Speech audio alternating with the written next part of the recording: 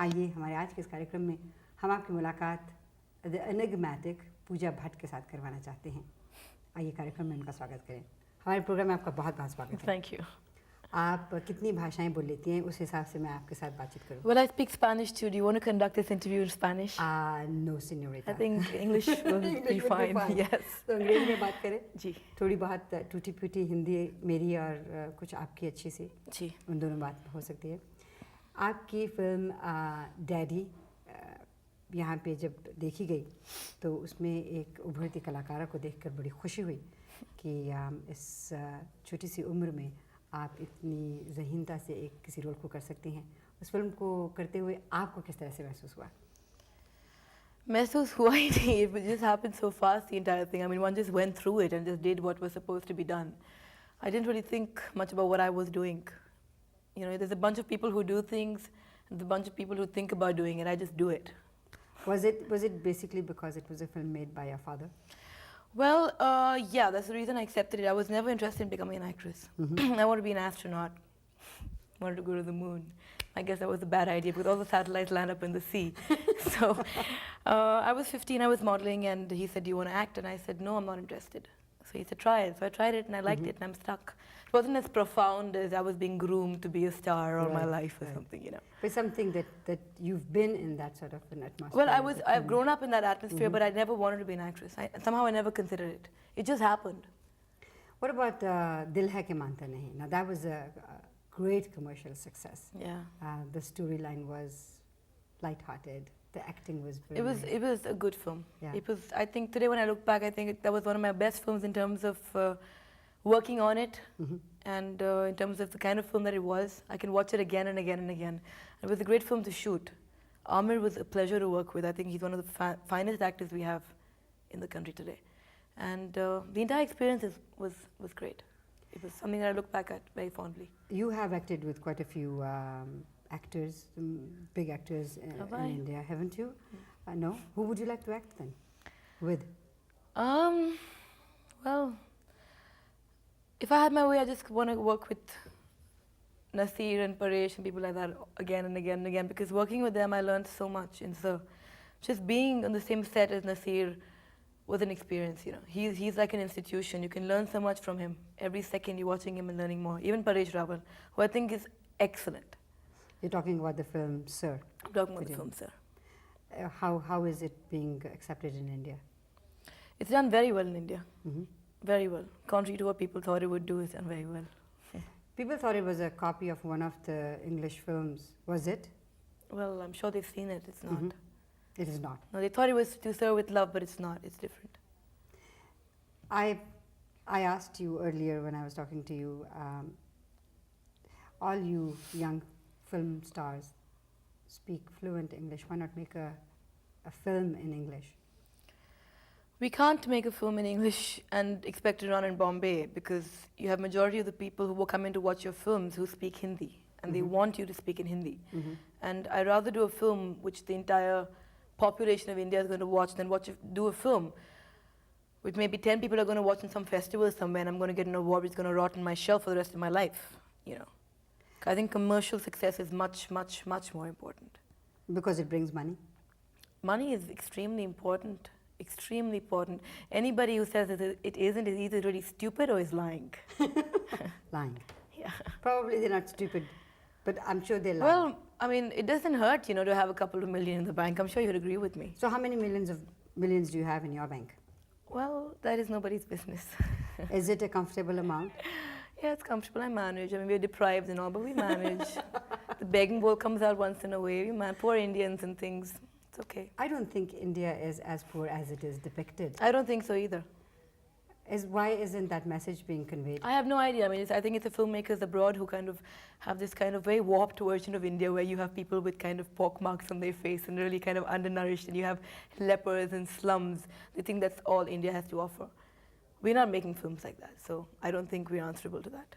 Do you think people who make films like that, are, as you mentioned just now, are just making it for the film festivals so that they could get an award? Well, I have no idea, but I don't think this halo about doing a film and say, well, we'd send it for the festivals is, excuse my language, bullshit. Because all those people who are doing these so-called art films would give their left arm and leg to have a commercial success today, each and every one of them. You do realize that word will have to be beeped out of the interview. Well, the beep makes it more exciting, doesn't it? People are going to wonder what you said just now. The films that the art film directors make, as you said, probably do depict a little part of India that is there. No, I'm sure it does, but the point is that I don't like the superior attitude that these people have. They feel like, oh, well, we're doing an art film, and we are serious filmmakers, and they look down on the commercial industry, and they go like, oh my God, you guys do such stupid things. But every one of them would give anything to be where we are today. You know, all of them are dying to make a commercial film today, because that is where it is, you know, eventually. I mean, no one's going to remember a Dahisar tomorrow. People are going to remember a Sholay. It's simple, and I'd rather be there. I'd rather have each and every person in the country watch my film and clap when I'm there on stage than have 10 people sitting in a festival somewhere who think that they know it all. So do you think you make films to give a message to the community? I make films because I like acting, because I want my films to be watched by everybody in the world. Okay, so what should the films have? have? And they should be entertaining. People go in there for 3 hours and they spend 12 rupees or 14 rupees. Is that what the ticket is now? In Bombay, yes. And they should be entertained, and we owe it to them to be entertained. So entertainment is a little bit of song, a little bit of dance, a little bit of romance, a little bit of crying. A little bit of everything. A little bit of everything. So you have to do all of that. Well, you try and do all of it. But you can't excel in one. I can't excel in one, but I don't understand. So you can't excel in one, so you have to be good at all of them. I mean, you have to excel in all of them together. In one film in 3 hours. Somehow it clicks. But the point is, nobody knows what works, you know. And nobody's honest enough to admit that we don't know. I mean, one film, which is a love story, is a big hit. Everybody makes love story for the next 5 years. Yes. One film, which is an action film, is a big hit. Everybody makes action films. The bottom line is, nobody knows what works. Nobody. Which is your forthcoming film that you are so I excited have about? a film called Janam, which is being directed by one of my best friends called Vikram Bhatt. And I am doing a film called Tadipar with my father. And that is ready for completion. And there are another 5 or 6 under production, which will take a while. And how long do you expect to be in the film industry? Well, hopefully another 5 years. And then? Then I shall travel and have babies and do normal How things. many? What, 6, if I'm lucky. At least. Yeah. A minimum of 6. Yeah. You look Got to after- corrupt the world, right? Of course. Yeah. If they weren't little Pooja Bhatts roaming around all over the place, what is the fun? The world will perish. Exactly. What would they do? So is there a young man now in your life? I know there was one in your life, or who Is who there? you I don't know. I wish have a really short memory. Really? Oh, that bad? Like, the weather here is so nice, it kind of Yes. does things to my mind. So numbs everything. Numbs everything, especially my memory.